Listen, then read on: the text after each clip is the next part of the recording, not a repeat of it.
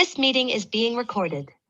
Now I've learned how to stop for that. Good evening, I'm Stephen Rabinowitz, and football is heading down the home stretch. And if we weren't Giants fans, we'd be really sad. But let's play out the string. Introduce yourselves, guys. Good evening, everybody. I'm Jay Kaplan. I'm Anthony Strait. I'm happy because the season's over officially. Thank God. All right, welcome to On Me, the... it's not. No, it's not. Welcome to On the Sports Lines, the wild card edition. Okay, kids, class is out of session for college football, and now the NFL begins their final exams.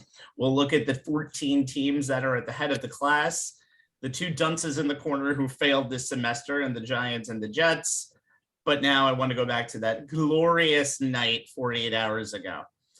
To a pretty rowdy Georgia-leading crowd in Indianapolis, and for Anthony, who mentioned her last week, a female TV personality power squad that attended the game together, including Elle Duncan, Maria Taylor, and Taylor Rooks of Turner and Bleacher Report. That's a who's who of Black excellence right there in entertainment.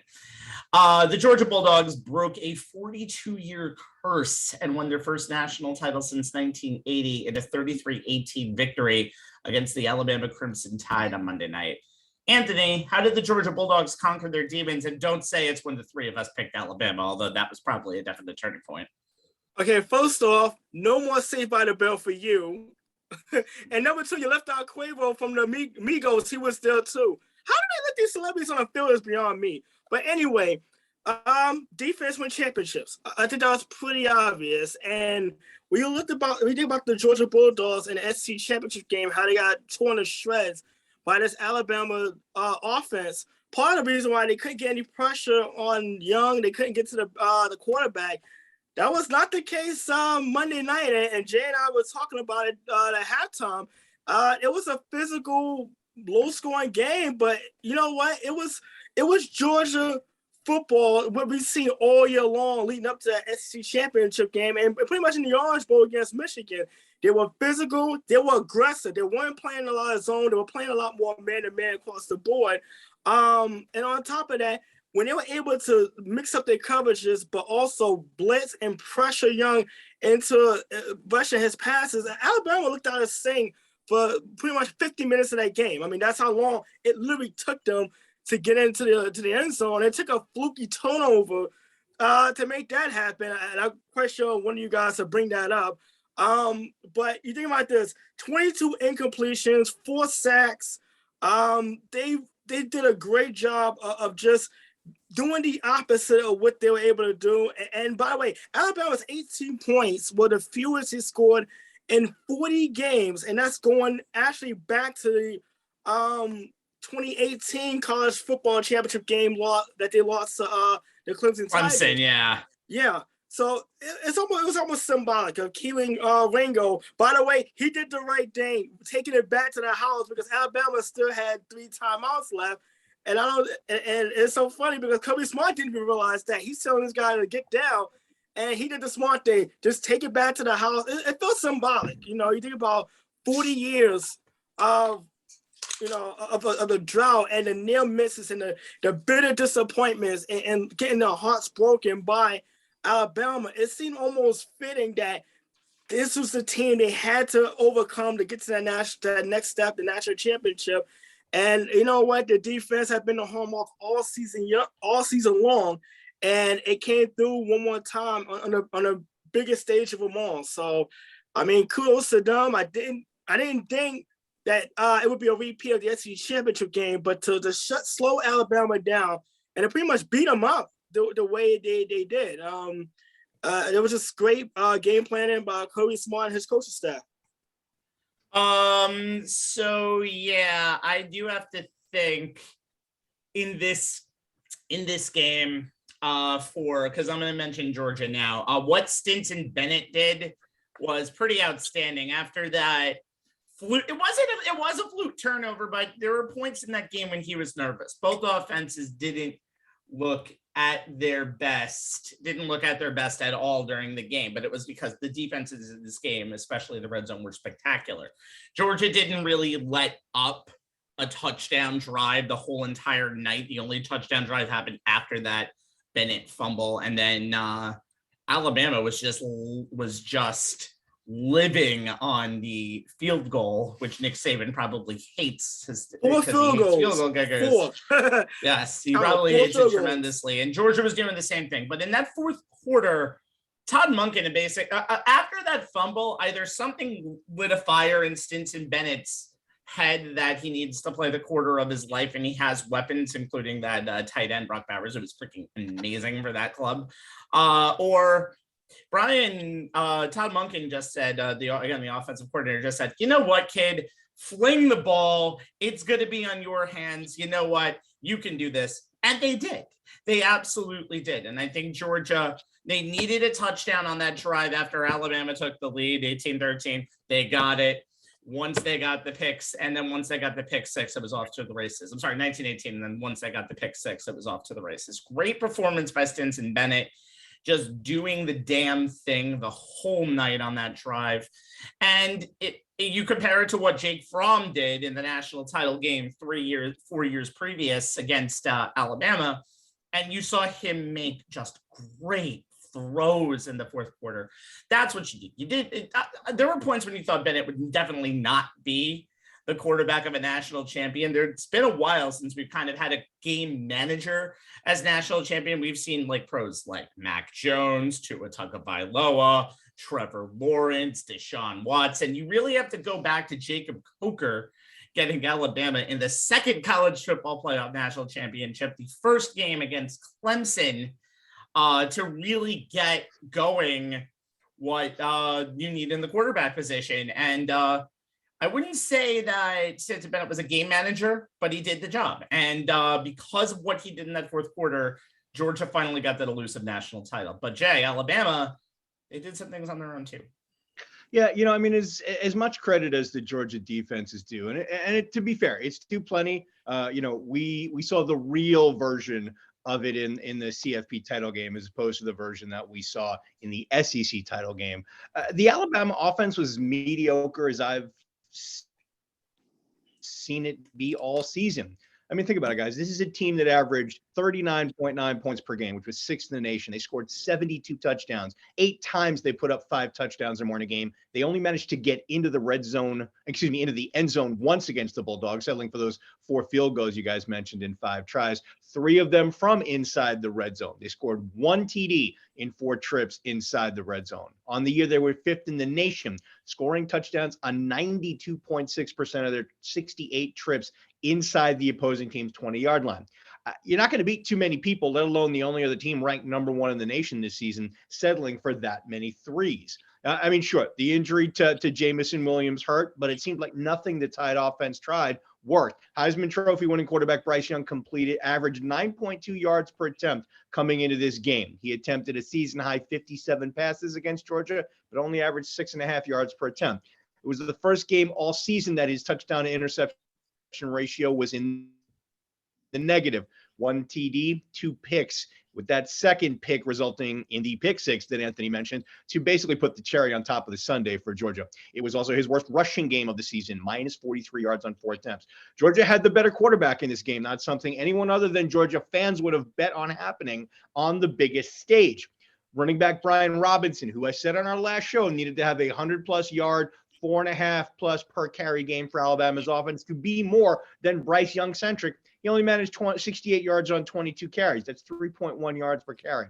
Yet tight end Cameron Latu had a big game for the Tide, 5 catches, 102 yards, and their only touchdown of the game.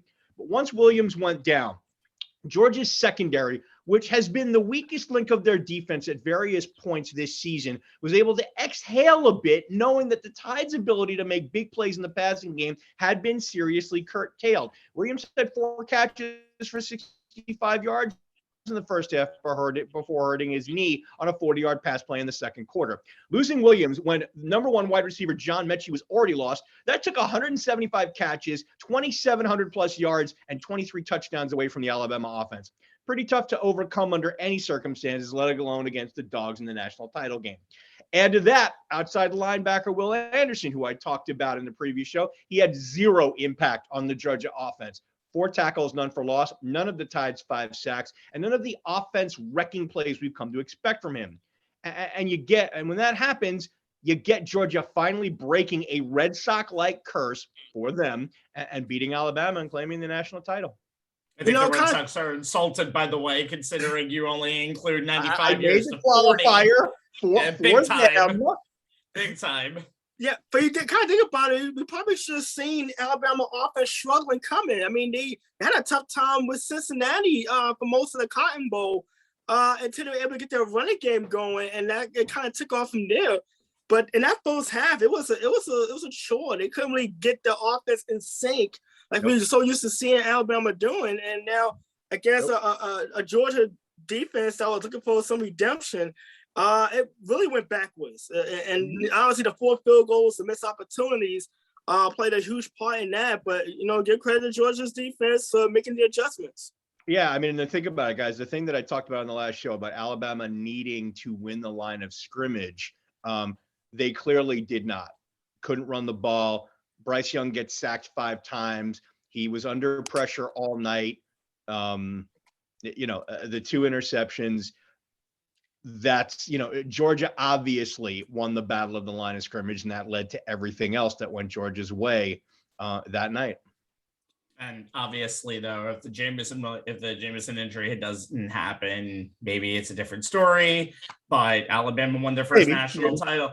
But Nick Saban won his first national title with Alabama after Colt McCoy got injured in the national title game. So you have the bodies; they just didn't have the experience. All right. So now you might have seen him before. Sorry about that, Joe. We now bring in a guy who we've talked NFL locals all year long, and now who's going to help us bury them until training camp season. Mr. Joe Tufaro, how are you doing this evening? We've killed you from the college football stuff. Welcome to the pros. How are you guys? How you doing, buddy? Good to see you. Hanging in there. All right. Yeah, exactly. So let's talk New York football for the final time. So the New York football at least right now. For right now, at least. Okay, so the New York, I'm not going to freaking talk about them unless they hire a coach or a GM, for God's sakes. Okay, so the New York football team's got matching 4 and 13 tattoos this year. And yes, that sounds as depressing as it actually is to write. So let's ask some offseason questions of both Gang Green and the G-Men. So, Joe, after just 2 seasons and possibly, in my opinion, the worst month-long stretch you can ever have in the public persona to end a season, the Joe Judge era is over, as he got fired a little over about 28 hours ago by Giants management. Now, a rough task for John Mara and Steve Tisch. Yes, Steve Tisch does still make football decisions. Is find a 4th head coach for this team in 7 seasons.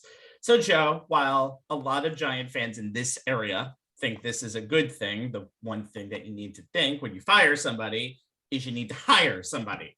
So, going forward, what do the Giants need to do in looking for a new leader? Well, after listening to Mr. Mara today, it is going to be the GM's decision to hire the coach, and he's going to bring him there. So they are going to go in the ranking order that they should. I was a big fan of Joe Judge, but I guess my feeling the last couple of days has been maybe he's another one of those guys who was just a really good coach, a really good coordinator that was not cut out to be, again, not an easy place to be your first internship in New York, with everything that went down, with people not believing you had the right guy at quarterback, with injuries that happened, dealing with a GM that you knew was going to be leaving within a year, salary cap issues coming up. I don't think, and again, the media is rough on them, at all times. So I think that, again, maybe I've come to that realization that, you guys know, video that he does, and guys like Carl Banks are very impressed of his knowledge of schemes and football and teaching football and all stuff. And maybe he's just another one of those guys like Steve Spagnuolo, like, guys we could wait. What's his name? From Dallas, guys that just couldn't make it as head coaches, but are really good football guys. So I don't like to hear any disparaging remarks about him, because I think he's in the right job.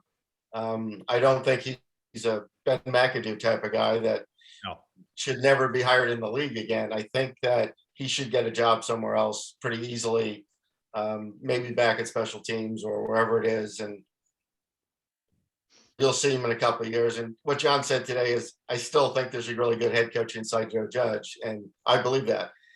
I don't know. I think the thing that we don't know about the whole situation is, and we'll never know, is there were 3 people in that room on Monday and 3 people in the room on Tuesday.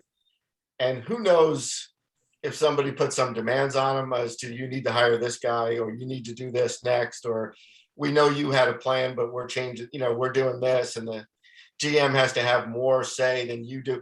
Maybe that got into it where he said, no, I'm not comfortable with that, because it kind of came about over a period of time and after a couple of meetings. So I'm not sure that we'll ever know that whole story. I think he's a good football guy, but going forward, I think, they need to hire the right GM. And as we've alluded to before, and John said it again today, John Mara, is, I always have a list. That's his job. I always have a list of GM candidates and head coach candidates that every year I cross off and add and do whatever, so that when the occasion comes, we're prepared. And, they started interviewing yesterday and got 2 of them done, and are doing them via Zoom to begin with. And then they'll bring guys in for seconds and thirds. So he answered a lot of tough questions today, John did. Yeah, about I do have to give him a lot of credit for doing it too. His family's involvement and how, and I know you pushed back a little bit, Rabbi, on one of his statements, but I think it was good for him to stand up there and say, hey, I owe you guys this. After everything that you've heard and written for the last couple of days, I'm going to now stand up here and answer those questions. So I do agree with that totally. I do think one thing that kind of just this last month, I think Judge does have the knowledge of what he needs to do. I just think partially it's a self-destruction. I think the media conference that he had in week 17 was almost a killer to him. I think it was just, I think he had the job. I think he would have had the job if this final month didn't happen. And even if because he didn't have the players to really go forward this season. It's like, you can't do anything with what was on the field, but he just didn't handle the media portions of everything right now. He almost went to say, you know what, screw this. I'm going to do what I want to do. And that just screwed it up. Joe, before we get to the rest of the questions, I feel like this is a job that needs to go to an experienced coach. I think going towards the coordinator position is just not the right move anymore for this team. I agree with you. And I think I may have said it to Jay the other day. I know I've been texting with you 2 guys on and off for a couple of days now. I think, the toughest thing for me is guys how can you bring back a guy who's only won 10 games in the last 2 years ago? Well, anybody you hire is either going to have 0 wins in the NFL if you're bringing a college guy or a coordinator, and you're not hiring Andy Reid. Maybe now that Brian Flores broke free and a couple of these other guys, there's nobody else who got fired besides Flores that you'd even think of. Right. Not bringing in Zimmer. You're not bringing. There's nobody out there there's no Ron Rivera that walked away from something that would intrigue you at this point. So to say, how do you bring back a guy who's only won 6 games? Well, the next guy's not have won 6 games in the NFL either. So exactly. I still think they made the better choice at rule. And I think they did a better choice of getting a couple other guys who are also floundering. And as I said to Jay, you went out and handpicked Sam Darnold, and you couldn't even get through the season with him without going back and trying to find Cam Newton or somebody. It was like, what can I do? The Giants didn't have that. Couldn't go back and get Eli to come out of retirement, because that would have been the equivalent to that when Daniel got hurt. And again, you left the guy without a quarterback for the last 6 weeks of the season, and neither one of these guys are NFL ready at all. That's been proven. So I'd love to go back and look at all the draft stuff about Jake Fromm and Mike Glennon when they came out, because they can't even be backup quarterbacks. And they can't even be on the field quarterbacks, honestly. Yeah. So I don't even agree that, I'll never agree that Joe Judge didn't have it in him. But I agree with you. The whole thing just got too messy. And John had said, as of a month ago, I was okay, but everything that's happened and everything that's going on with the whole thing, and maybe his attitude just kind of changed and snapped a little bit. And, I don't like starting from scratch, because all of a sudden it's, oh, well, this may take a while. And you go, well, but you haven't been patient with, you couldn't be patient with McAdoo. He got himself fired. You couldn't be patient with Sherman. You weren't patient with Joe Judge. And now you're writing, oh, well, this may take a little bit of time. And go, well, yeah. So why not keep the other guy who at least knows football and came highly recommended and start from there? But if you're going to have Gettleman leave, which we all knew was going to happen, it is better to start, if you're going to start somewhere, because don't forget, this has been going on for how many years, where Ernie came in, then Kaplan came, and then Jerry Reese was there, then Kaplan left, and then Sherman. And then, so they've been switching off. There hasn't been that demarcation of GM and coach and see where they go and philosophy and all that. So, yep. The next question is going to be quarterback. Does it become a completely new regime? And speaking of, let's get to both sides of the ball, starting with Jack.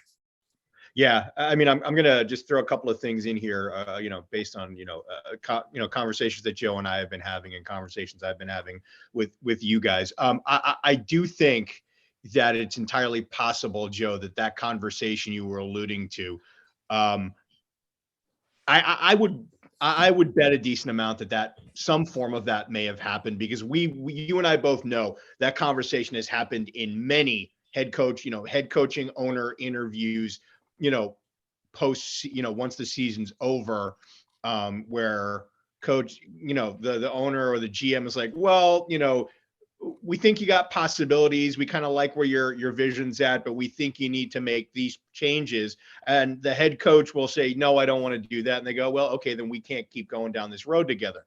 Is that possible? Sure. Rabbi, I agree with you. That if Judge had not gone on that, 11-minute rant in that post game, I mean, essentially where he threw Rivera and Washington under the bus. I mean, that was about as thinly veiled. He made me feel sorry for Pat Shermer, and you know how much I hate him. Yes, I do. So, and I will say this, and Joe, you and I both know this from years of following the Giants. John Mara doesn't talk that often, but when he talks, it's because he has something to say, and you got to listen both to what he actually says and what he's saying underneath that. And he does not like distractions. He does not like those type of outbursts from anyone in this organization. So while he may have been willing to accept the 6-game losing streak because of the deficiencies at quarterback, I don't think he was willing to accept that. And Judge essentially throwing a temper tantrum in public together, those two together may have been a bridge too far for Mara to go. And speaking of quarterback, I will get into my question. And this whole segment is about the number one things to do on the offseason to-do list in multiple aspects of this team. As always, mine is the offense. And Joe, we've talked a lot about the state of the Giants offense since Joe Judge became head coach and Jason Garrett was hired as offensive coordinator. We've seen flashes of a competent NFL offense, but more often than not, we've seen an offense that has been mediocre at best and has struggled to get into the end zone, even at an NFL average rate. They were last in the NFL in red zone touchdown percentage at 44.7, and it all got much worse and basically went to hell in a handbasket once Jones was lost for the season with his neck injury. 9.3 points per game during that 6-game losing streak that ended the season in Judge's tenure. And we've talked about the playmakers and what was expected and what actually played out. This team scored 258 points, man. That's 15.2 a game. 31st, second lowest in the NFL. 31st in passing yards, 31st in rushing yards, 30th in passing TDs, 31st in rushing TDs. Jones was the 26th rated passer, 26th in yards per attempt, two of the big things that we talk about in terms of quarterback. Saquon Barkley led the Giants in rushing, but with 593 yards. That's 38th most in the NFL. 3.7 yards per carry, 44th. Evan Engram, guys, actually led the Giants in catches this year, 46th, 87th in the NFL. Giants had no wide receiver in the top 100 in catches. Kadarius Toney's 39 is the most by any Giant wide receiver. That's 115th. Kenny Golladay, the big free agent acquisition at wide receiver that Joe has spoken reverently of all season long. 37 catches this year, good for 124th. His 521 yards receiving led the team. It was good for 83rd in the NFL. Judge's failure to construct even a functional NFL offense was likely a large part of the reason why he was fired. And it is a big thing that the next head coach has to fix. With that in mind, Joe, what's the number one thing on the offseason to-do list on this side of the ball? And how much does it change now that Joe Judge is gone? Well, the question was asked again of John today about, does the GM have to accept Daniel Jones? Is that a conversation that's up for discussion? He said, yes.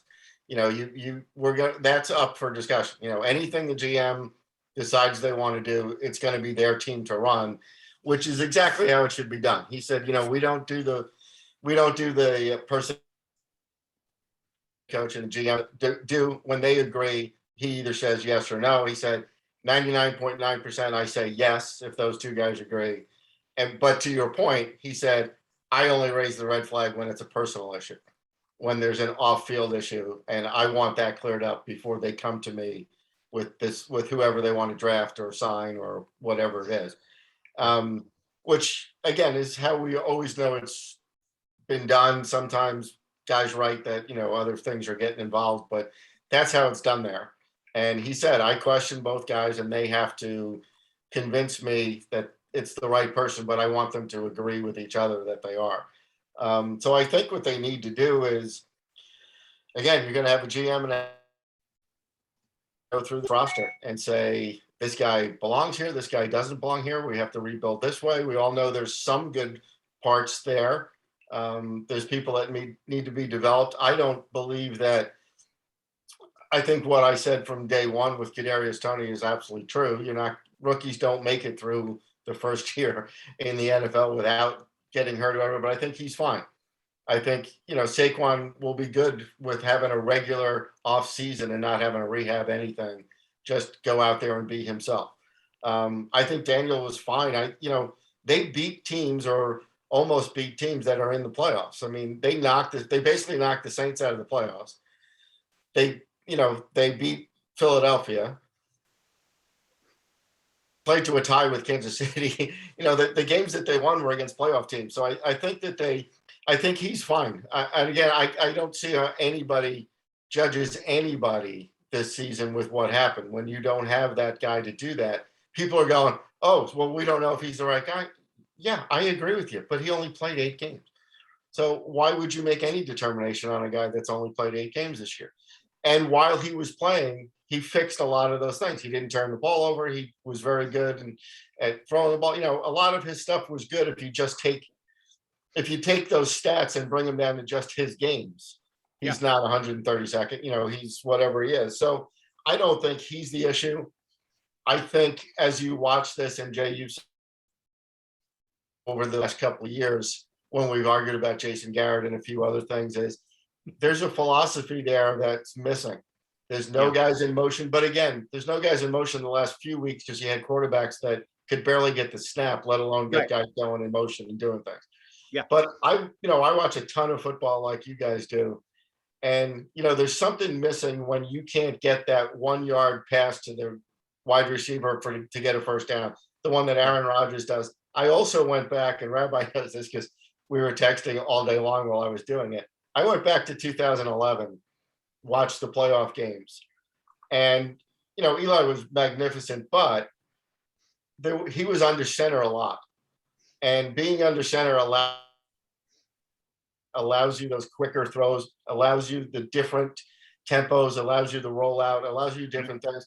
Stop putting everybody back in shotgun and that doesn't get you out quicker. That gives away what you're going to do.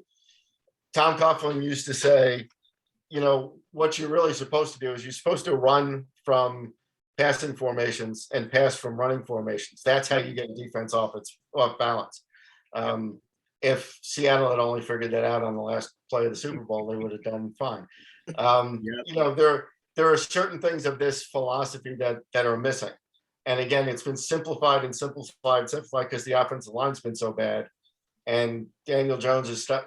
So they're not making it easy on them. There's got to be some offensive philosophy for the team, whether it's a West Coast style, whether it's somebody.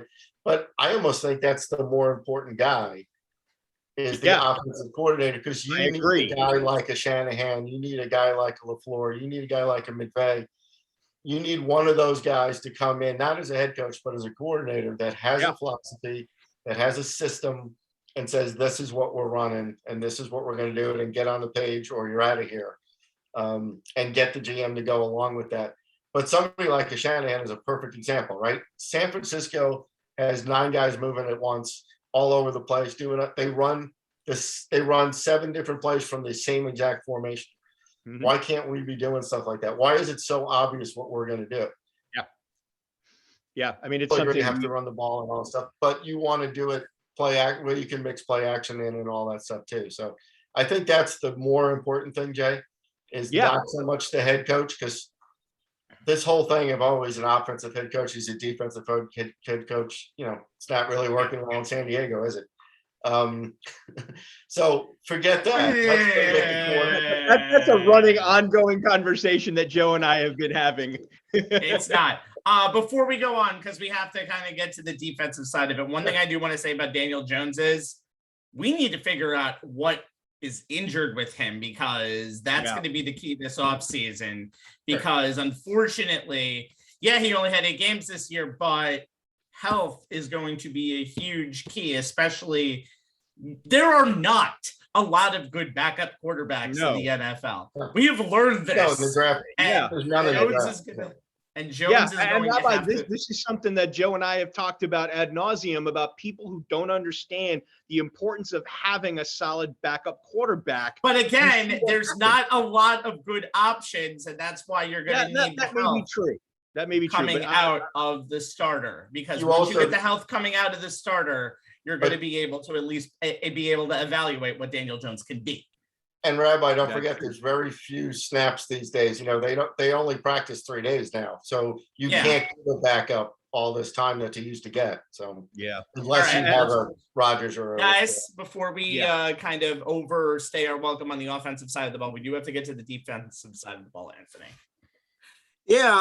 Joe, when you look at the defensive side of football, everything that went on, the defense probably played as good as it possibly could with an offense that just couldn't do anything. I think about that Miami game in particular.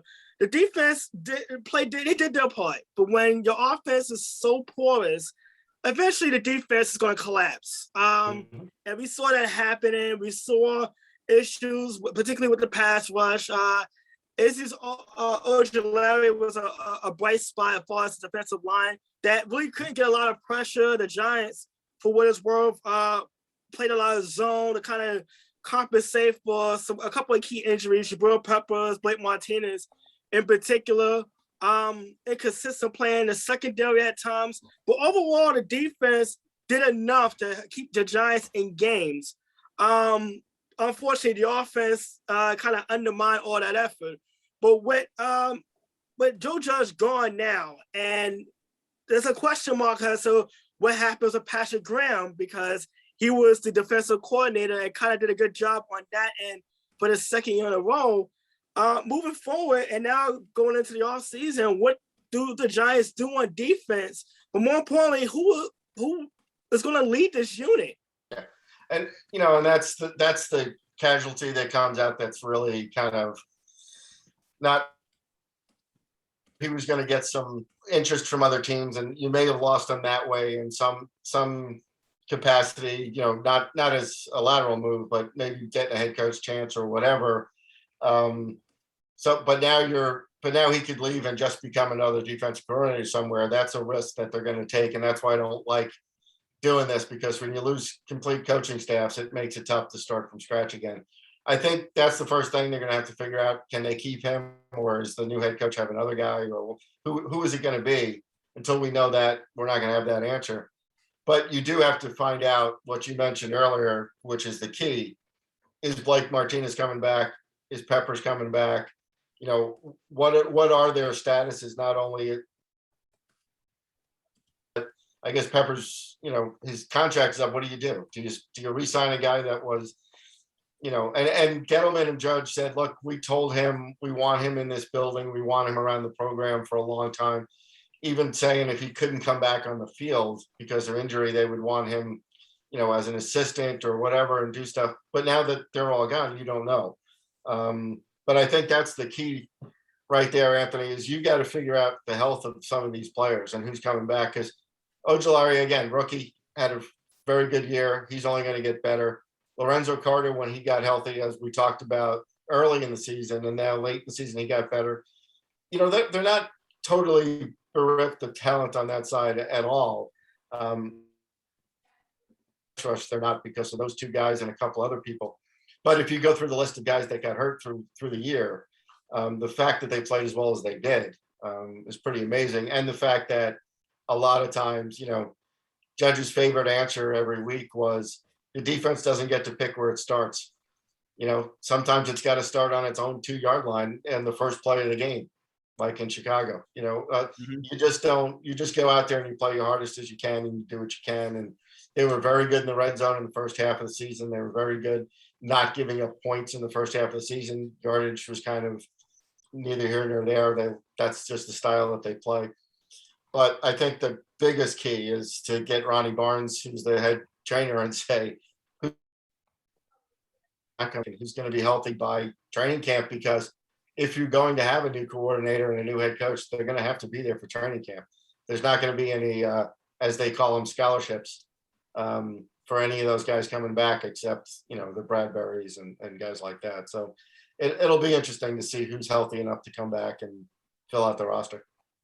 All right, let's finish this off and go back to the GM. The Giants GM spot open because of Dave Gettleman's retirement. There's a nice little bonus of a 5 and 8 first-round draft pick coming their way. So Nakobe Dean wearing that little Alabama hat in the national championship game. I wasn't making fun of him in any way, shape, or form, because I know he might be wearing giant blue come the fall. But now it's time for the Giants to pick DG's successor. What are they going to do? Yeah, I think, you know, like I said, that list was made up well in advance. And if anybody thinks he went to John Mara on Monday and said, I'm retiring, they're crazy. You know, you're using your head. Not at all. Like the guys who said, oh, they're looking at moving the Super Bowl because of COVID. I go, yeah, they've been looking at it for 2 years about moving the Super Bowl for COVID. So it's always a backup plan. It's not like they came up with it yesterday. Yeah, they don't, just because you reported it yesterday doesn't mean it happened yesterday. But John made another good point, because somebody tried to say at the end of the press conference, I'm sure you listened, Rabbi, was somebody said, oh, how are you going to convince people that they want to come to New York? And he said, well, nobody's turned us down yet. You know, everybody we've asked to interview has said when, you know, so I think it's a good position. I think it's still a franchise you want to be part of. You still want to be there. You still want to be the successful guy that turns it around.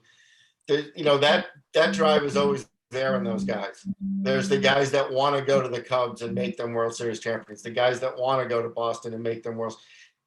Not everybody wants to go and just take a team that already won and keep them going. That's not the fun part. These guys want to build it, put their own name on it, and say, I did it.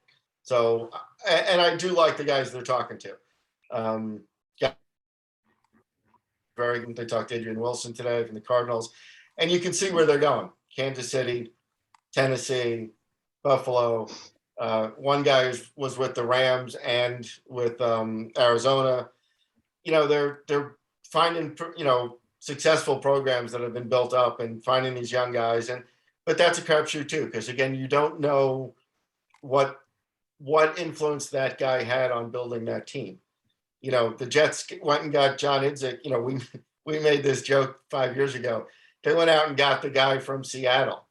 And the answer was, well, he didn't do it, but he was in the room. I go, yeah, was he getting coffee, or was he, Making did he have decisions. any say in what was going on, or was he just sitting?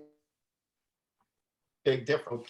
So they're finding guys that have built long-term programs that have been successful, which is good to see. But anybody you bring in, and this is to Jay's point, anybody you bring in is going to be untested. Yep. You're not bringing in anybody who's actually done it before. Because there aren't a lot of those guys around. But I do like the ex-player route. I do like some of that. I like guys who have dedicated themselves to the game. And Adrian Wilson, for instance, from Arizona, he's been part of the game since he's 18 years old, and he's been there for 18 years. That's great. I think that shows some stability and an understanding of the league but hopefully they get a decent guy there that's got a good head on his shoulders, and he has, again, you're going to have a plan when you walk in. The quarterback question is going to be the first one on it. That's going to be the first question he gets asked in any news conference he does, is what do you think of Daniel Jones? And that's going to be his first. He either has to say what Gettleman said all the time, he's our quarterback, and this year he almost has to, unless they're going to trade for somebody, which they're not going to do. There's nothing that's available that you're not giving up, especially where they're picking. Yeah, you're not giving up those 2 draft choices for Russell. Well, they're not trading for anybody, and there's no quarterback in the draft is at number 26 at this point. He's the 26th best player, is the first quarterback, and he's not going in the first round, so because he'll drop out because there's no value there. It's the Dwayne Haskins thing, just because he's a quarterback and he won doesn't mean he's a top 10 player. Nope. So there's nobody there this year. So that's going to make that part of the equation a little bit easier. You're not sitting there at number 2 saying, do we move up? Do we take this guy? Do we do this? Which one do we take? At least you're at 5 and 9, and you say 5 and 8, whatever it is. And you say, okay, who's out there and what do we need? We need offensive linemen, obviously. I don't think we keep going to this. That's the new thing. I don't, I look at, you guys know me. I look at you and always say, so Jadeveon Clowney was the greatest thing that ever happened. We waited a year and a half to draft him. How many championships has he won? 0. Yep. So I'm not going out and getting the kid from Notre Dame that rushes the quarterback. That doesn't excite me. We can figure that out scheme wise. You can figure that out a lot of different ways. Let's get some offensive linemen. Let's get some real guys who can play. Let's rebuild the part that needs it the most. And that's what this draft is. This draft is all offensive linemen and defense. There's not an offensive player. I haven't seen an offensive player on anybody's board in the top 20. Especially now because of the Alabama Jameson Williams injury. That's going to hurt a lot, but we're going to see what happens. This is going to be a very, very interesting off season. Yeah, it got interesting quick, didn't it? Yep. Yep. Now the boring off seasons as we go to the New York Jets. Rookie head coach, rookie staff, rookie QB, but some signs of life, barely, especially at the end of the season at 4-13. Now, here comes the doctor giving you a prescription of picks 4 and 10 to really cure the ills. So since Robert Saleh isn't getting fired in the next 24 hours, at least I think we can actually start with the offense. He's probably safe. he's probably safe, Rabbi. Especially since the Jets are going to be, their Jets coaching staff is going to be on one sideline of, I believe, the Senior Bowl. Joe, did I hear that right? Yeah, it is the Senior Bowl, yes. There you go. Okay, so the other tenant of MetLife Stadium had its issues on offense as well this season. Not really surprising with a rookie quarterback in Zach Wilson, a rookie offensive coordinator and play caller Mike LaFleur, coupled with a lack of anyone close to being a tier 1 playmaker. Though it was interesting that the best stretch of productivity this unit has, and we talked about it on the show, happened during Wilson's time on the injured list, and we were treated to Joe Flacco, Josh Johnson, and the Mike White saga. They were 28th in the NFL at scoring at 18.2 a game, 27th in rushing offense, 20th in passing offense, 26th in total offense, and 21st in red zone touchdown percentage. Wilson was actually last in the NFL in passer rating and next to last in yards per attempt. Running back Michael Carr led the team in rushing, but his 639 yards were good for just 31st in the NFL. Jamison Crowder led the team with 51 catches. That was good for 70th in the NFL. And Elijah Moore's 538 yards receiving led the team, were 81st in the NFL. Joe, we talked about this. We expected this. Growing pains were to be expected, but offensive improvement in year 2 of Robert Saleh's tenure as head coach is going to be a big key for Gang Green. With that in mind, what's the number one thing on the offense, on the offseason to-do list on this side of the ball? So one thing you said, and I think Rabbi caught it too, there's only one tenant at MetLife Stadium. The other team owns the stadium. There's only one that comes in. Fair enough. That's the Jets. Fair enough. Just want to clear that up. I think Rabbi caught it too. Again, Elijah Moore is going to be fine. Again, young kid, came in, was hurt for a while. I don't. You know me, I've been saying this for weeks. Don't worry about numbers with the Jets. Don't worry about stats. I don't care if he was 30th or 80th or 100. He's a young kid that played half the season, and that's what he's going to be. So that's fine. You may have found a running back and the whole thing. I think they need to – it's very simple. You need to find guys who – we'll get into this a little bit later also. You need to just find playmakers that they can do. They have a lot of money in free agency. They have some high draft picks. A great offensive draft. So don't be reaching for guys like they normally do. Wait for the value pick in the 3rd round, 2nd round.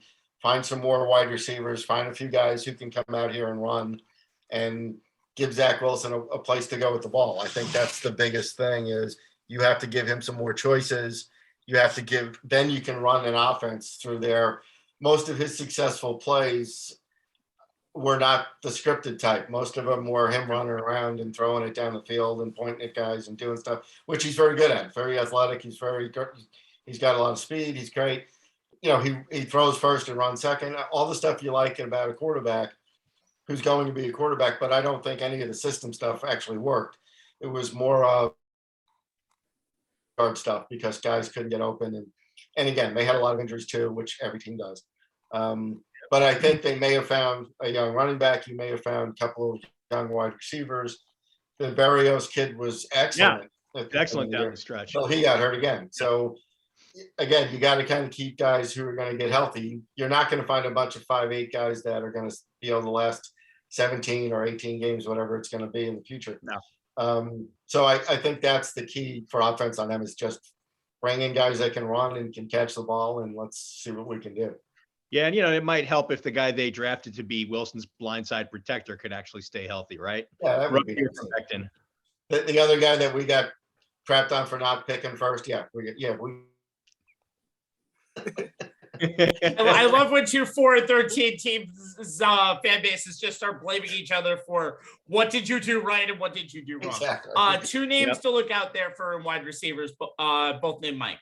Michael Gallup, if he stays healthy, and Mike Williams, if he stays healthy. Both are young, both are 27 and under, and both can make a huge impact. We're going to get into that in the GM end of this conversation. So. Ooh, let's get excited. Anthony, let's talk about that sieve of a Jets defense that was going on this year. Well, before I go on, I would say as a 5'6" guy, anybody 5'8" and under, we're pretty brittle guys. So we need to be handled with care.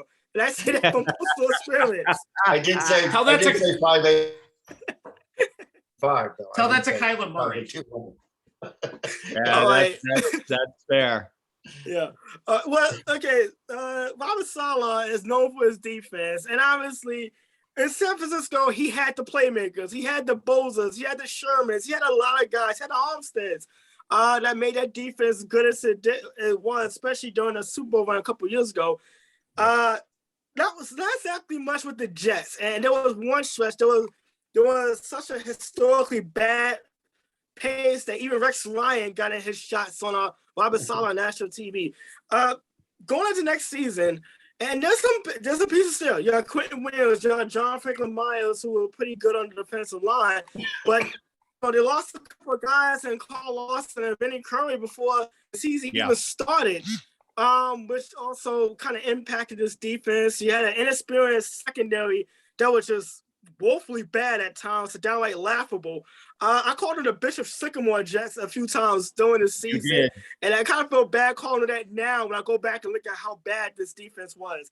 But moving forward, what do the Robert Saleh and particularly this Jets front office have to do just to kind of make this Jet defense look like anything remotely of an NFL defense that can try to stop anybody on that side of football? Yeah, and they didn't look bad the last 2 weeks, but I'm not sure how much effort the other team's putting in on the other side of the ball. But, you know, again, it's so funny you bring it up about with his defense in San Francisco. That's the issue with this whole thing with, you know, even like the Eric Bieniemys, you know, oh, he'd be a great head coach. Really? Is he bringing Patrick Mahomes with him? Because that's, or is he, more importantly, is he bringing Andy Reid with him? Because those guys work together on an offense. And again, that's the kind of a system I'm talking about for the Giants. Somebody like Andy Reid that has a philosophy, that has somebody else who can call all the plays, but that's a system that people believe in and has been around. So on defense, it's tougher. You know, you got to have playmakers. You got to have guys who can do those things. You can draw up all the blitzes you can draw up all the defenses and coverages and different things. If guys can't execute it, it means nothing. And the head coach isn't getting it done. That's not his, unless he's still the guy in San Diego, still trying to call plays while he's being a head coach. You might as well just hire 2 coordinators and not even have a head coach at that point. But I don't think you can put any of that on Saleh, because if you hired him because he was a defensive guy, then make him the defensive coordinator, because he doesn't have the same players. He didn't even, you got to understand the other thing, and you know this, Anthony, he didn't develop any of those players in San Francisco. All the names that you mentioned were guys that are going to be good no matter what. I mean, Richard Sherman has been around forever. He had nothing to do with his development. He saw what his talent was and put him in the right place. Yeah, and he kind of inherited Bosa as well. Yeah, and I think that's what a good guy, that's what a coordinator can do, is figure out what somebody's good at and make it work in the system. But he doesn't have any of those guys. You know, we've talked about this all year long. You can't make, you know, the reason the other guy got fired, right? You can't make that cornerback be able to cover one-on-one. If he's not fast enough, he ain't fast enough. And if you have a safety that continues to come down the field to cover the tight end instead of the 2 guys who are going deep, you can't fix that. That's not a coordinator's job. That's talent, that's knowledge, that's football savvy, that's understanding football, that's understanding what's going on. Again, that's why I like a guy like Judge so much, is his knowledge of the game. I think Saleh's in that same realm, that he understands it, but he doesn't have anybody to play. Hey, I used to have a Bosa over here. Well, you don't have a Bosa and you don't have a Watt, so you don't have anything at this point. You know, unless you can go get Von Miller to come play for you, and then again you start with some of the stuff.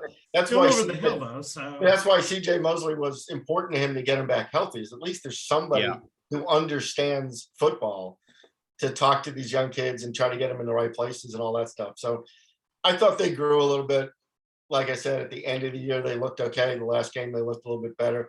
But for a half, you know, after that, the other team figures it out and they have nothing else to throw at them. They only have the 1 or 2 look to give somebody. And, you know, Brady won that game in the last minute, but he called the same play 4 times in a row. Same guy in the same spot. In the same below average wide receivers. But it was a 3-step drop to the right side against the same defensive guy 4 times in a row, and that was the end of the game. And you're like, so you don't have an adjustment because you don't have players. So that's their biggest thing. You know, it's not his fault. Again, it's patience. You know, it's patience that he can turn it around. And as we get into the next segment, we'll talk about how they can do that. Let's talk about the GM now. Joe Douglas is on the hot seat, in my opinion, going into what will be his 4th offseason now with the team. 6-27 in the 2 years he's had to build this roster going into the offseason, and 0 wins in division over the last 2 years. When you're a last place team, while the other 3 teams in your division are over 500, that's a problem. So let's talk about that problem right now. What does Joe Douglas need to do to get this team on the right track in year 4? So we talked about this as a joke. I think the 3 of us actually at different times talked about this. Is, the last time they had this much money in free agency, they blew it on guys that were good 2 years before that. But everybody was talking about, you have to go get Le'Veon Bell. You got to throw money at Kirk Cousins. You got to do this. You got to get this guy, and then the head coach who went and said, why do we pay that running back? We could have had a different guy. So you need to be consistent with what you're going to do. You have to be smart spending this money. You can't overpay one guy. You got a lot of money under the cap. They're the 3rd highest number under the cap at this point. But you can't just go out and blow it on 2 guys and expect it to make a difference, because this team needs a lot of help.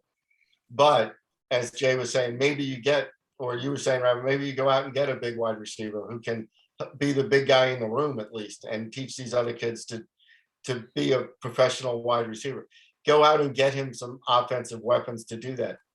Find another veteran defensive player that can come in and play. That's going to be very important.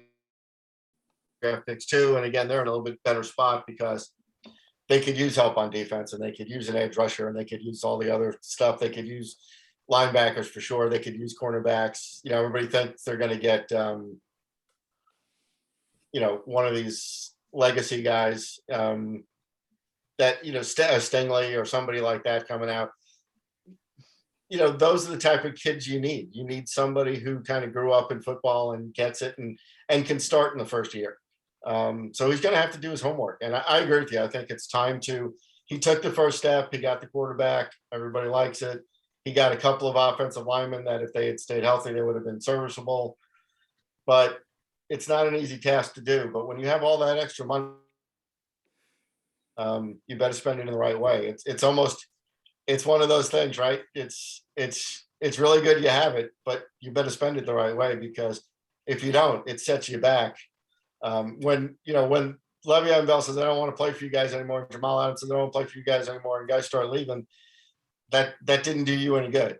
So you need to spend it in the right place. And I had said to Jay, I said, you got to find guys who want to be here, who understand what it's like to be a Jet, to be the second fiddle in New York, but have to put up with all the pressure of playing here, to go up against Belichick and Buffalo and Miami, to do all that stuff every year and want to be in that division and want to play in New York and want to be a Jet. You can't have guys, they go 3-5 and they start sending one out. That's the part that they did poorly before. And, thankfully all those guys are gone. So now he can rebuild it his own way. But, how much time does that buy him too, right? I mean, not a lot in this town now, especially considering what the standard is, especially when you do it wrong. Well, the standard is the standard, but the goalposts move every single day. All right. Enough of the New York teams.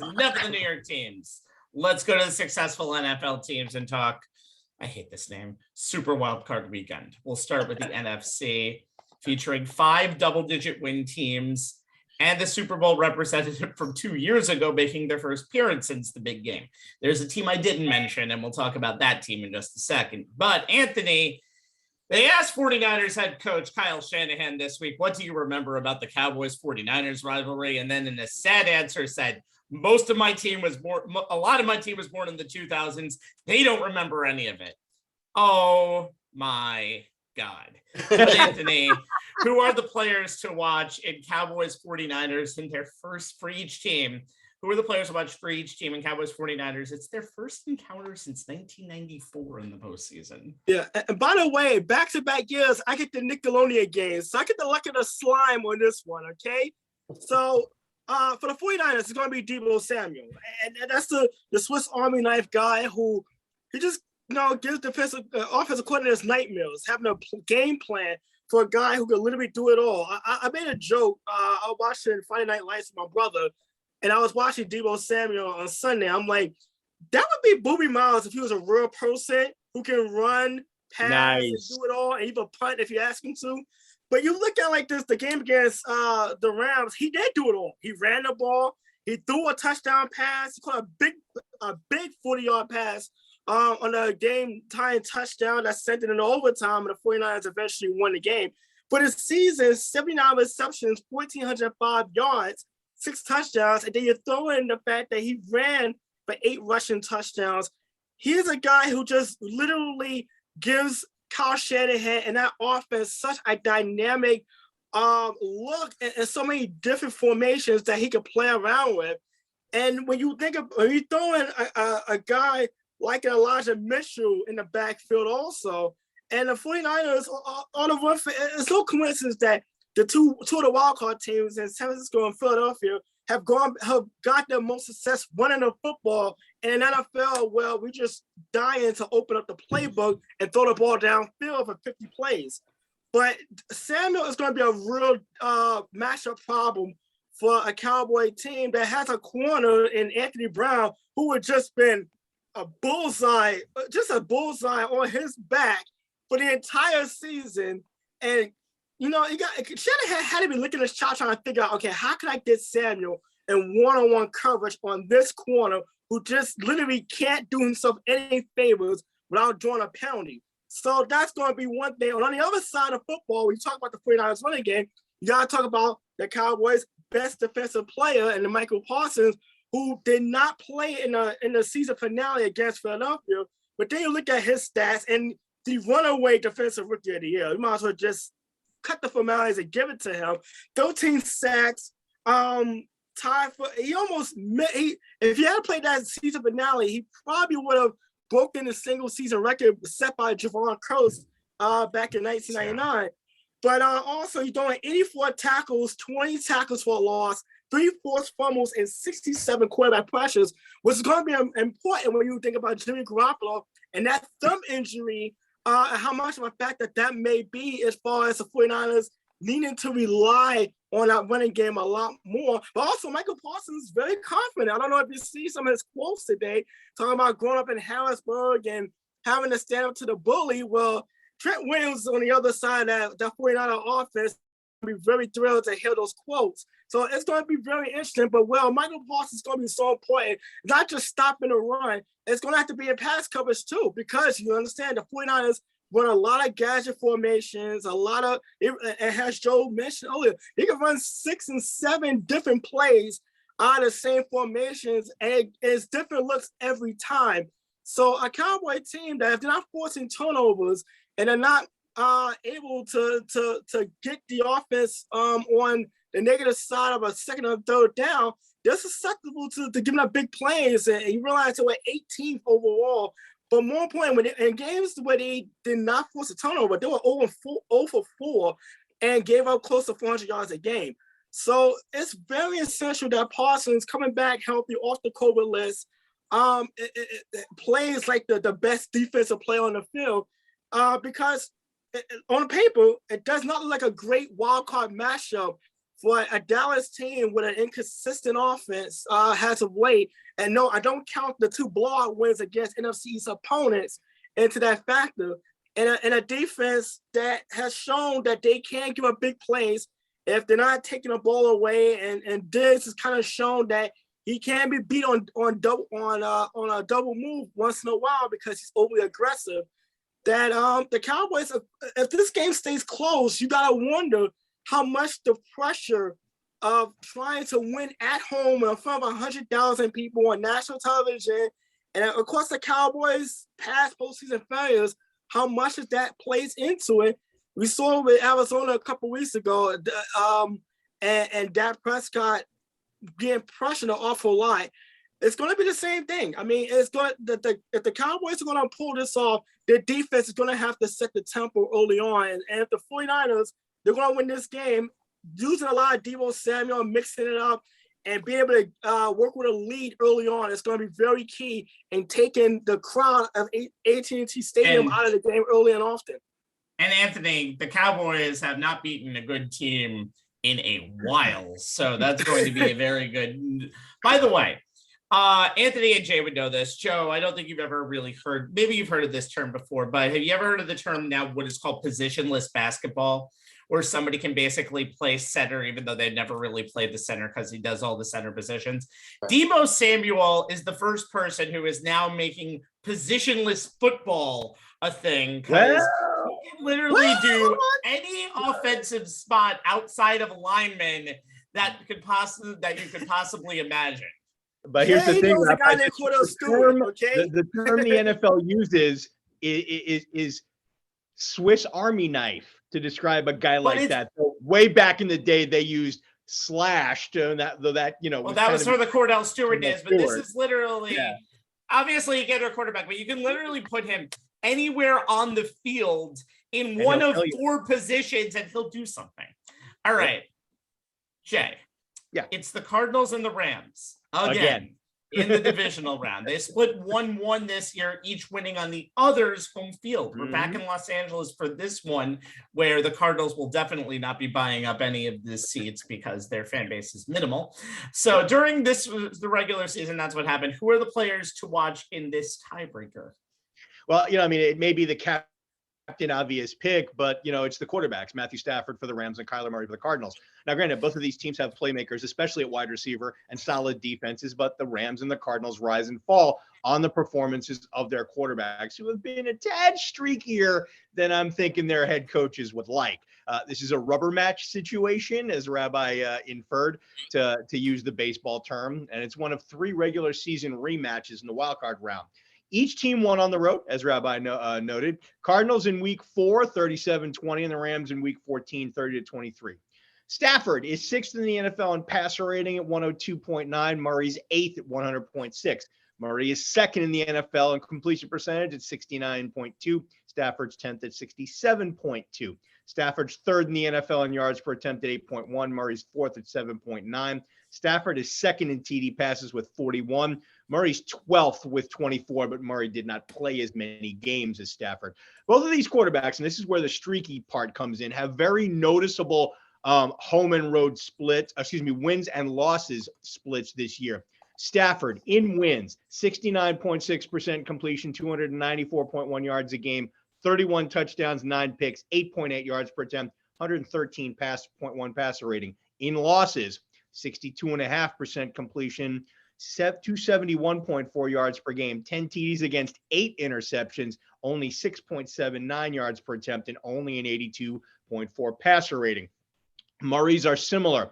In 9 wins this year, 72.8 completion percentage, 265.3 yards per game, 21 scores against 5 picks, 8.6 yards per attempt, 116.6 passer rating. In the 5 losses he played in, 64.4 completion, 279.8 yards a game, 3 TDs against 5 picks, 6.8 yards per attempt, and a 78.9 passer rating. In the first meeting, Stafford was 26 of 41 for 280 yards, 2 scores, 1 pick. He was not sacked. Murray, 24 of 32, 268 with 2 touchdowns and no scores, though he was sacked 3 times. Arizona converted Stafford's interception into 7 points. Murray hitting A.J. Green for a 41-yard score. In the second meeting, which was the Rams win, Stafford was 23 of 30, 287 yards, 3 TDs, no picks, though he was sacked 3 times. Murray was 32 of 49 for 383 yards, no scores, was picked twice and sacked 4 times. And the Rams converted both of those picks into points, 2 touchdown passes by Stafford, 1 to OBJ and the other to Cooper Kupp. I talked about this on the last show, about Stafford coming into the season finale against the 49ers off a pair of back-to-back 3 turnover games. Had 2 more in the loss to San Francisco. Both were interceptions. Murray has only 10 turnovers this season, all season, all of them interceptions. And he ended the season going 3 straight games without a turnover. Other factors will surely play a role in who wins this third meeting between these NFC East-West rivals, but I still think the biggest one will be which quarterback has the better and cleaner performance. I will say this. Both of them have struggled over this last month, and this could be the elixir going into a divisional round playoff for either man. I know Murray hasn't played in a playoff game, but this is the elixir, because I saw Murray was very good against Seattle on Sunday in a game that would have won them the division if they won, but the defense let them down. And what can you say about Matthew Stafford? His inconsistency over the second half has shown. I don't know if it's an injury, but he's not the same quarterback that we thought he was. By the way, Jay. Yeah. 5 rematches in this round of the playoff. I thought it was just 3. Nope, it's 5. One of them is Tampa Bay and Philadelphia. They played on Thursday Night Football. Yes, and then Las Vegas and Cincinnati also played in week 11, by the way. So I forgot about that. Thank you. Yeah, so speaking of, Joe, the Bucks get a legit playoff home game that is not the Super Bowl this year. It's an actual home game where they are the home team and dress in the home locker room. So Tom Brady is going to start his journey for, Jesus Christ, 8 Super Bowls against the Philadelphia Eagles. And the last time Brady played the Eagles in the Super Bowl, it didn't go so well. But this is not Nick Foles. This is Jalen. I barely can throw straight Hurts and injured Hurts. Who are the players to watch? And did I give you a tell of who I think is going to win this matchup? Yes, I think you did. I think it's pretty obvious. And I tried not to go with the obvious. I did talk to Jay about this. So here's my first pick. So here's the depth chart at wide receiver for the Tampa Bay Buccaneers. Mike Evans, questionable. Rashard Perryman, questionable. Justin Watson, questionable as to who he is. Tyler Johnson and Chris Godwin, IR. So the only guy that's left that better step up is Scotty Miller. And he's the only guy who's kind of got a little bit of experience under his belt, and certainly can be that guy. Be the Julian Edelman. He can be the Wes Welker to Tom Brady in this setup, and I think that's exactly where they need to go. I think it's too easy to take an old Gronk away, who's still probably under the weather a little bit, by just double teaming him. It's a little bit simpler these days than it used to be.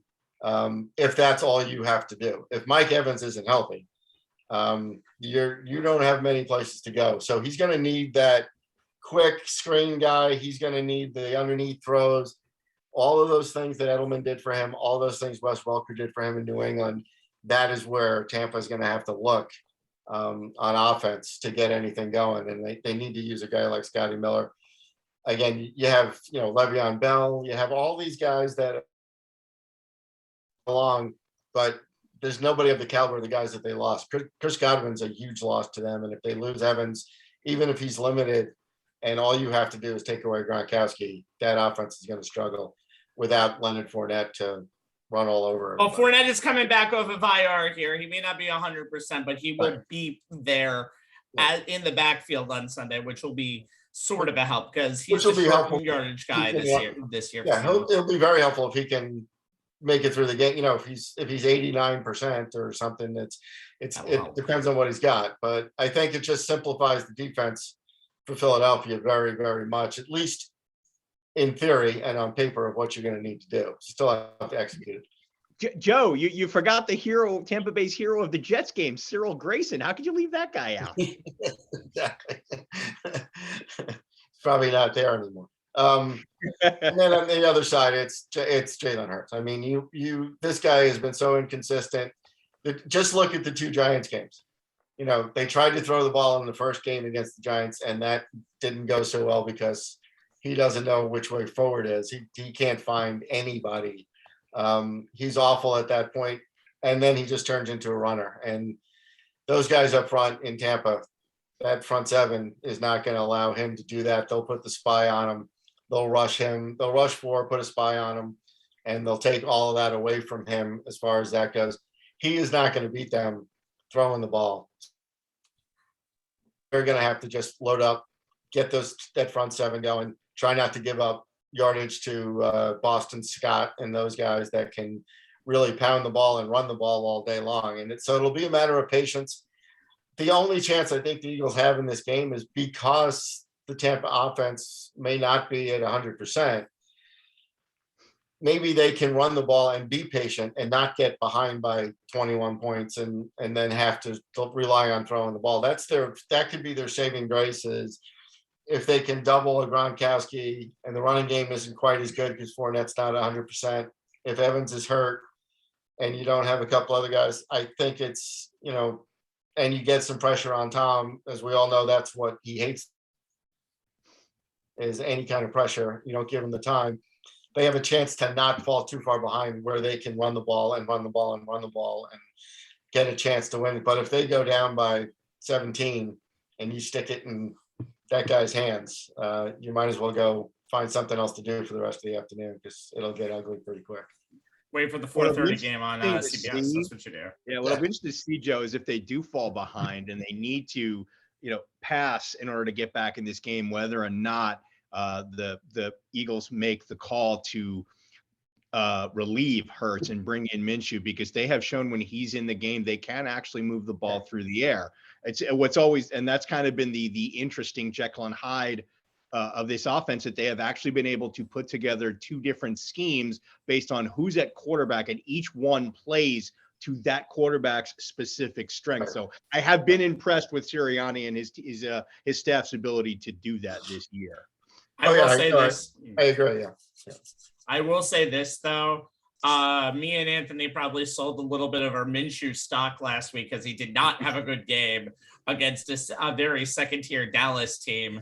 And the other thing is Sirianni in the first game in the Thursday Night Football game, he threw against Tampa Bay. They threw the ball way too much with Hurts, and I know they're not going to do the same thing again. Okay. I'm taking the Eagles out of this next question because they're too obvious of an answer for the team who gets the free pass to round 2 is Dr. Aaron Rodgers being able to go back to his practice for 1 week, and the Green Bay Packers. So basically the question is, which NFC West team are they going to match up best against? Is it going to be the Rams? Is it going to be the Cardinals? Or is it going to be the Niners? I look back at the losses that they've had over the last 2 years, because the Packers are the best team left in this field, top to bottom. They have the best quarterback who's going to win the MVP. They have an above average defense. They have they have Devontae Adams and decent wide receivers after Devontae Adams that can catch the ball if they're open, because again, Aaron Rodgers, who has 5 interceptions this year, is throwing to them.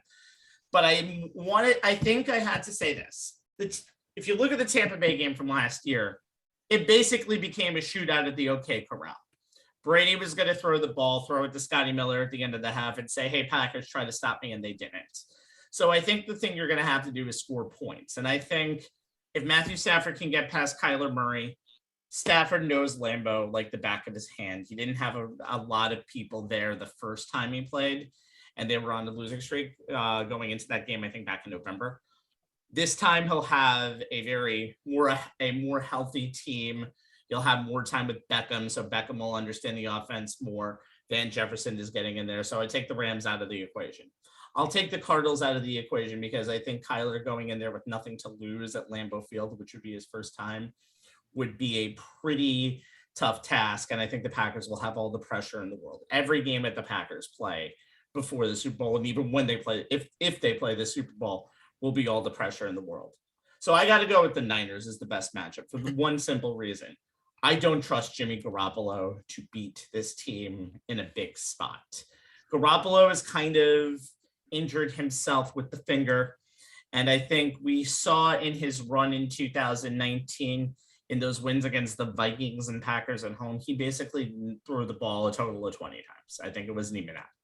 I think Jimmy Garoppolo is still learning the position as a big-time quarterback. He's a guy who's a very good second-tier quarterback, but right now, I think if you ask him to make a throw in a big spot, he can't do it. And if you're going to go up against Rodgers in a playoff game, you need somebody who is going to go toe-to-toe with Aaron Rodgers. Forget the game back in 2019. They had 5 running backs in that backfield who could run on them all day, and LaFleur had no game plan. So out of the 3, and all 3 are not great choices. Obviously, I would choose the Eagles if they somehow beat Tampa Bay to be a good second-round opponent. But out of the other 3, I think getting San Francisco in a wild card game or in a divisional round game will be the best thing for this team. All right. Let's move on to the AFC, where the Chiefs are the 2-time defending champs, but this field is wide open. So you're saying it's wide open, Rabbi? It's wide open. So Anthony, if you would put this in your stats or in your preview, I'm sorry, but the last time the Bengals won a playoff game was in 1991. And in that game, they beat the Los Angeles Raiders. And Bo Jackson's career was done after that game. Yeah. So amazingly, they're about to face again. So Anthony, text messaging wasn't invented since the Bengals won a playoff game back in 1991. It's true. It was invented in 1992. Facebook wasn't invented since the Raiders last won a football game in 2003. Facebook was invented 1 year later. So something's got to give in Las Vegas, Cincinnati. Who are the players to watch on each side? Well, back in 1991, I was still playing Tecmo Bowl, so that just tells you how long it's been since we've seen a Bengals playoff victory. But I want to start with Las Vegas, and Derek Carr is kind of the symbolism of the resiliency of this team. When you think about what this Raiders franchise has gone through this season, between the John Gruden soap opera, the Henry Ruggs incident away from the field, and yet here they are. They're in the playoffs after one of the wildest, wackiest overtime games to end an NFL calendar season I can remember. And I think they could have played for a tie, and both teams would have gotten in. But that would have given Jay a heart attack here. But by the way, Jay, Joe, and myself can go over that game in 1,000 ways. Joe rightfully texted me that Brandon Staley should have been fired after that game, and I wholeheartedly agree. Yeah, I had to check in on Jay after that Sunday night game to make sure he said, "Oh my God, that was heartbreaking." Me, my brother checked on me. Everybody wanted to make sure I was okay. Well, Derek Carr, we think about this. This is Derek Carr's first playoff game. We think about the last time the Raiders were in the playoffs. Derek Carr was injured. He got injured in Week 16 with a leg injury. Did not play in that playoff loss to Houston that season. So pretty much year 8, and he's making his very first playoff start. He threw for over 4,000 yards close to 5,000 yards this season, 4,800 to be exact, and 23 touchdowns, and his completion percentage was just under 70%. But you think back to the last Sunday night, it was a pedestrian 186. It felt like it felt like he was more of not trying to make a mistake. And with this explosive Bengals offense, you're gonna have to be a little more of a risk taker.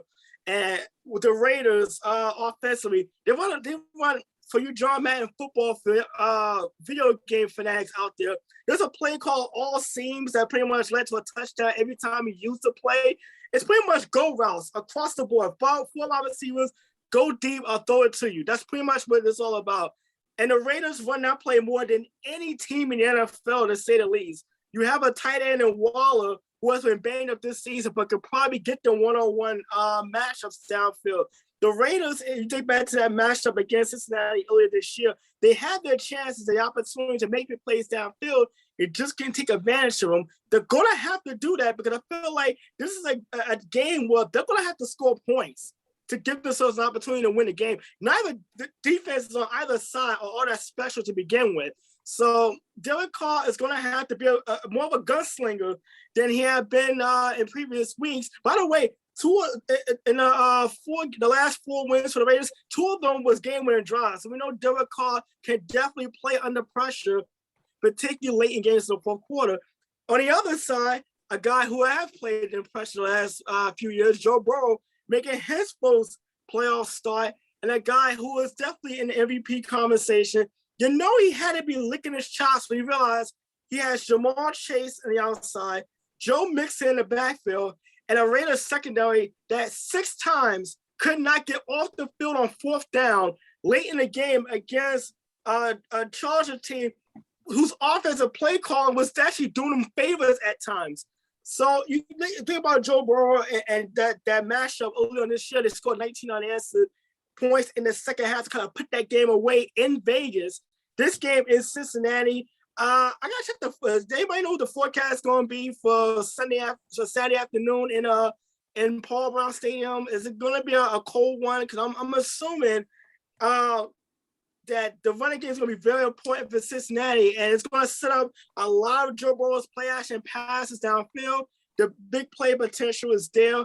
I feel like it's going to be one of those high-scoring 30 games in the 30s because I'm not confident in either team defenses to make stops when it needs to. It's going to come down to who makes the least mistakes. Joe Burrow has thrown for close to 1,000 yards in the last 2 games. Did not play in the season finale. And you think about he throwing 8 touchdowns along the way. And Derek Carr, a guy who doesn't really turn the ball over all that much. It's going to, like I said, Joe Burrow, some of his 14 interceptions were pretty egregious at times. It's going to be a matter of which Derek Carr's not young, but which quarterback in their very first postseason start can limit the mistakes and give the teams the best opportunity to win and not give the opposing team a short field with a costly turnover, particularly late in the game that could decide who moves on to the next round of the playoffs. I do want to make one correction. They lost Cincinnati actually lost a divisional game in 1991 to Los Angeles the week before. They beat Houston, by the way. They beat Houston, and that was their last Houston divisional was win. called the Oilers. It was. Yeah. They were called the Oilers. 33. And Warren Moon did not play that game, by the way. No, he did not. 33 and windy. 50% chance of snow on Saturday in Cincinnati. So it should be very interesting. Jay, the Ben Roethlisberger retirement tour now stops in the place where he won his last playoff game 5 years ago, and that's in Kansas City. Alex Smith was at quarterback then. Patrick Mahomes is at quarterback now. Who is the player to watch? Who are the players to watch? It's Travis Kelsey for the Chiefs, and it's TJ Watt for the Steelers. And, this is another one of those 5 regular season rematches. The Steelers went into Arrowhead week 16, got their heads handed to them in the 36-10 loss. They had to win their last 2 games after that loss and get some help from the Jaguars and the Raiders and Chargers not playing to a tie to make the playoffs as the number 7 seed. The Chiefs rebounded from their 3-4 start to win at the NFC West again at 12-5, claim the number 2 seed, and be in position to defend their AFC title. Now, while the quarterbacks, Patrick Mahomes and Ben Roethlisberger, will get the headlines for various reasons, as the NFL is a quarterback-driven league, but Kelsey and Watt are the players who could very well decide this game. Kelsey had his usual all-pro type of season, 92 catches, 1,125 yards, 12.2 average, 9 scores in 16 games. Ironically, he missed the win over the Steelers due to being on the reserve COVID-19 list. So a team that has historically struggled covering tight ends didn't have to account for the future Hall of Famer. They will in the rematch. The interesting thing is that Kelsey's overall numbers belie the fact that game to game, he's been up and down. He actually had more games this season with 35 yards or less receiving, 6, than games in which he had over 100 yards or more receiving, 4. What's also interesting, and the reason I think that Kelsey will be a big factor in this game for Kansas City, is that Byron Pringle, who started at tight end in Kelsey's place in the win over the Steelers, had 6 catches on 7 targets for 75 yards and 2 scores. Joe Schobert was brought in as a cover linebacker to improve the Steelers defending against tight ends in the passing game, but he had his second worst year in pass coverage and was often replaced down the stretch by Robert Spillane, even though he's better in run support. Strong safety Terrell Edmonds seems like the player most likely to be assigned to cover Kelsey, as he had his best season in pass defense this year. Should make for an interesting matchup and could be the one that decides the game for the Chiefs. Watt had a season that should result in him finally winning NFL Defensive Player of the Year. 22.5 sacks, number 1. He had 9 games with multiple sacks, 10 sacks against multiple blockers, 8 sacks in the fourth quarter and overtime. He had 21 tackles for losses, also number 1 in the NFL, as were his 39 quarterback hits. He's the king of the strip sack with 5 fumbles, forced 3 recovered. He actually has 7 passes defense this year, and his 24% pass rush win rate is 5th among edge rushers in the NFL. It was first coming into the season finale, but he didn't get as many sacks or as many pressures on the quarterback as we're used to see him. Here's the thing about his impact on the Steelers.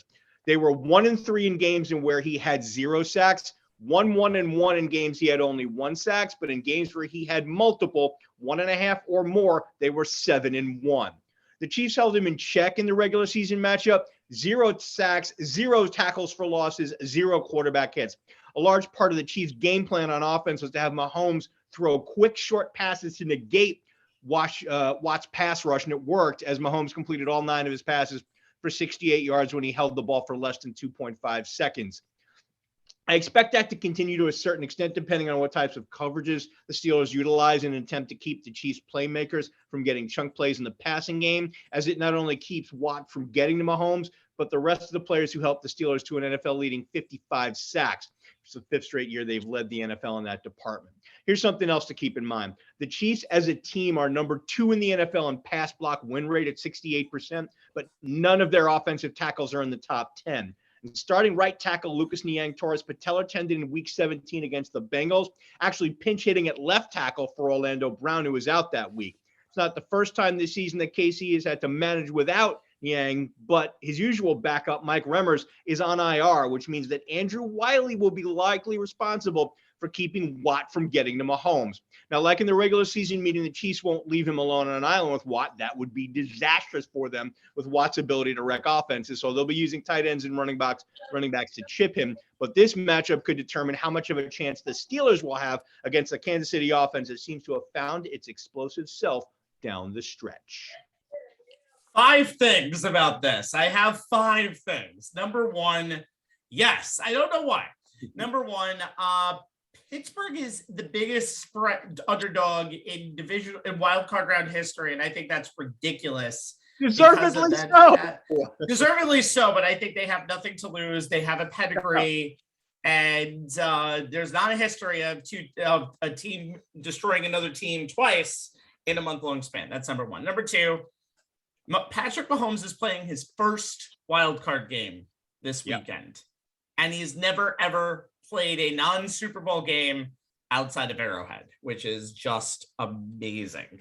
Yeah. Number 3, and I think TJ Watt in that game, I think there's only 4 things, by the way. Number 3, I think TJ Watt was injured. They kept TJ Watt kind of out of most of the second half of that game. The entire game. Yeah. They did not play the entire game because the Steelers knew it was pretty much done. Pretty much near that second half. And number 4, and this is for Joe, thank God when Huntley in that regular season finale took like a step forward and Watt got to him, that they did not credit with the sack. So Michael Strahan, as much as you might think the record is tainted, is still in the record books for most sacks in a single season. Hallelujah. Praise the Lord. All I will say to that is that TJ Watt got the same number of sacks in less games than Strahan did. He did it in 15. He did, but hallelujah, praise the Lord. It is still a tie. It's still a tied stat. You cling to that, don't you, Rabbi? Because you have so little else to cling to, huh? Correct. That is absolutely correct. Okay, so this is a weather report for Joe. It will be a balmy 2 degrees on Saturday night in Buffalo for Patriots-Bills round 3. Who should we watch for on both teams? Yeah, round 3. This reminds you of the old Giants-Redskins matchups coming into the playoffs where they know each other so well. You know, is Belichick going to cede the AFC, basically, that crown to Buffalo so easily? But I think because of the weather and because of everything there and being in Buffalo, the 2 biggest things to watch are Mac Jones and Josh Allen, because we don't know what Mac Jones is, and we don't know what he's going to be allowed to do. We don't know what kind of game plan they're going to put together. We don't know how the weather's going to affect either one of them. Again, young kid, but came from a big program, so I always give them a little bit of a leg up because he's played pro football for a couple of years in Alabama. So it'll be interesting to see what kind of leash they have on him, if any, what he can accomplish, how the weather does affect them. Of course, the NFL gave them the 8 o'clock game instead of the afternoon game because it's more fun when it's snowing and it's cold. Yes. Josh Allen he's either Superman or there's something off about him on certain weeks. And like he was last week when they had to win and they wanted to get in there and they wanted to get better seating, he played a fantastic game because when he gets to running the ball as well as throwing the ball, he is unstoppable. He is a big kid that knows what he's doing, is not afraid to take it under his arm and take it down the field, take a couple of big hits. I think that he's ready to take that next step, but he's going against the master in Belichick. who is spending every waking moment this week figuring out a way to stop him. And that the challenge that he really has is not against so much the Patriots defense, but that coach that is going to find something that is his weakness and is going to try to frustrate him all night long with whatever that said weakness is. And we know we've seen Josh struggle at times. He didn't play well in the middle of the season. There's always a couple of games. Again, nobody plays well for an entire season except Aaron Rodgers. So you kind of go through that and you say, what is Belichick going to do to him that's going to drive them nuts? And can he and his head coach figure it out and come up with a switch off plan and be successful? So I think it's very important for both quarterbacks to play well, but I think it's that whole system thing of can overcome just, again, being his first start in that kind of weather and that kind of atmosphere in the playoffs in his rookie year. And see what he does. I mean, we haven't had a rookie quarterback making the playoffs and be successful in the playoffs in a long time. So we'll see how he reacts. And again, he shouldn't have to do too much because I think Belichick will be able to put the clamps on. If Belichick if they can't figure out a way to shut down Josh Allen, it's not going to matter what Mac Jones does. It'll be over early. So I think that's kind of the key there is to really watch the coaching and what they're doing to confuse Allen and what they can force him into. It'll be interesting to find out what Belichick thinks his weakness is and to see what he. Another situation where they split, but they wanted each other's place. And if this game is in the 20s, in the high teens, low 20s, I think New England wins. If this game is any higher than 24, I think the Bills win. What Josh Allen has done in some stretches this year has been amazing. That second game against New England, the offensive game plan on Brian Daboll's pen was genius, just using Josh Allen in every considerable way. Patriots had a rough end to the season. Rough start, rough end. Very good middle, but that end, especially their defense looked like a sieve last week at times against Miami, and a team that is not really that good offensively, and a team that apparently was about to fire their head coach the next day. Regardless, New England's got a lot of work to do. And then when you see that they lost to Indianapolis, who basically choked, you look back at that and it's like, how'd that happen? So New England's got a lot of things to kind of fix here going into this wild card game. The magic wand of Belichick doesn't necessarily work all of the time. I will say this, Rabbi, it's one of the few games where neither team will have a distinct advantage due to the weather, as both are accustomed to playing in that type of weather.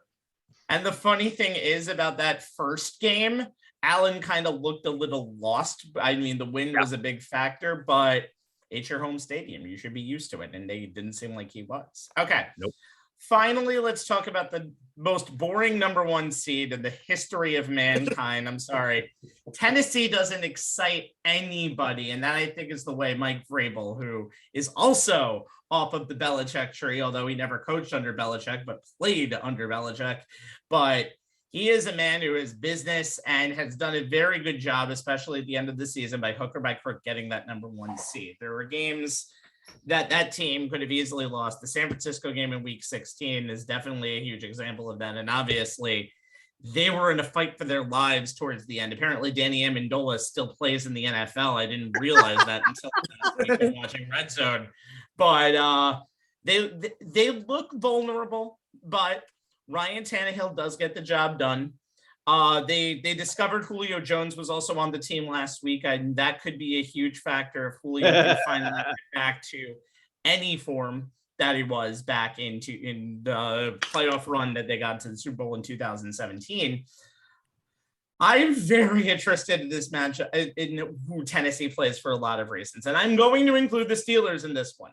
And I think the Steelers would actually be tough for Tennessee because that's going to be your old school AFC Central type of matchup. I didn't say North. I said no. Back then it was Central. That's right. Matchup that those two teams would have. So that's going to be tough. The Bengals are experience. I wanted a team with some talent, but not enough experience. The talent of the Bengals is so immense that you might be into a world of hurt with Tennessee. If Derrick Henry comes back, it might be a completely different story because Derrick Henry is the biggest game changer in the league, but I don't know what Derrick Henry is going to be. So I can't take that. I can take that into account, but I do think the Bengals are good. It would be a good matchup.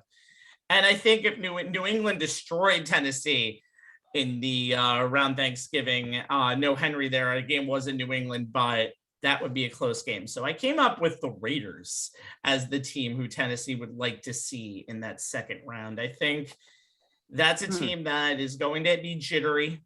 That's a team where Derek Carr will only be in his second start back, in his second playoff start, if that happens. The Raiders story is really good, but who did they really beat at the end of the season?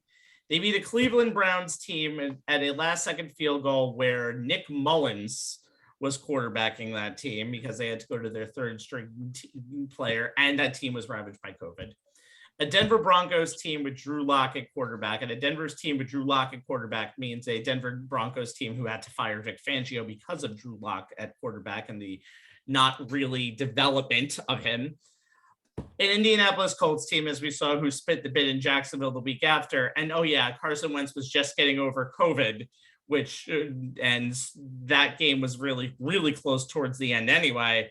And then the Chargers game where everything and anything happened. And that game should have been a tie if Brandon Staley didn't call a timeout.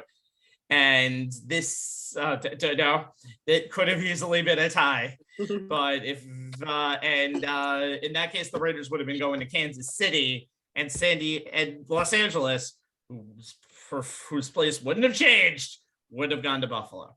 So with all that being said, I think Las Vegas, they're young, they're inexperienced in spots. Hunter Renfrow is a very good story catching the ball, but without a 100% Darren Waller, I don't know where that team goes if you put enough people on Renfrow. Renfrow is possibly even better than Julian Edelman when it comes to being slippery, but because I don't know. He just catches 9 balls a game every game, and you don't know how it actually happened. But I think that I find funny, Rabbi, is why people are suddenly surprised by Renfro's production. Guy, he was doing the exact same thing with Deshaun Watson throwing him the ball at Clemson.